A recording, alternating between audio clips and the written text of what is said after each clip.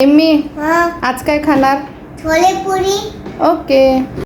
तर मी ते व्हाईट छोले घेतले होते, त्याला काबुली चणे पण म्हटलं जातात. त्यामध्ये आपण पाणी टाकून आपल्याला रात्रभर भिजत घालायचे आहे.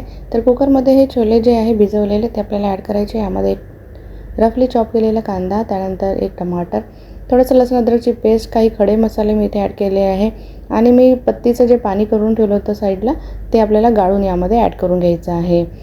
तर इथे आपण पाणी चणे जेवढे आहेत तेवढेच आपल्याला डीप होईपर्यंत ॲड करून घ्यायचं आहे. खूप जास्त पाणी आपल्याला ॲड करायचं नाही आणि आपल्याला 2 ते 3 शिट्टी यामध्ये लावून घ्यायची आहे. तर आपले चणे छान झालेले आहेत, बघू शकता.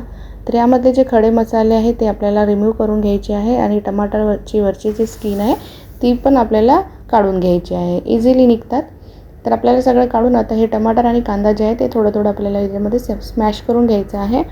त्यानंतर पण तुम्ही बघू शकता चणे पण खूप छान असे एकदम स्मॅश झालेले आहे, म्हणजे छान शिजलेले आहे. तर आपल्याला चमच्याच्या सहाय्याने काही चणे पण यामध्ये स्मॅश करून घ्यायचे आहे. तर एकदम सिंपल पद्धतीने बनवलेले आहे वन पॉट आणि कमी ऑइलचे, ऑइल फ्री पण तुम्ही म्हणू शकता. तर यामध्ये मी ॲड केलं आहे हळद, तिखट, मीठ, धने पावडर, जिरे पावडर, त्यानंतर थोडंसं गरम मसाला, चाट मसाला.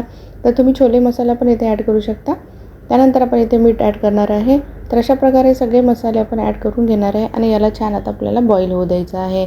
थोडीशी कसुरी मेथी पण ॲड करून घेतली होती, त्यामुळे पण खूप छान फ्लेवर येतो.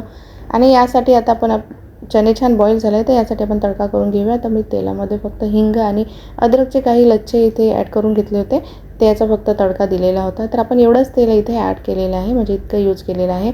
यामध्ये आता आपले ॲड करणार आहे फ्रेश कोरिअँडर. तर त्या दिवशी माझ्या घरी माझे फ्रेंड्स येणार होते, तर त्यांना सगळ्यांना एवढे आवडले होते चणे.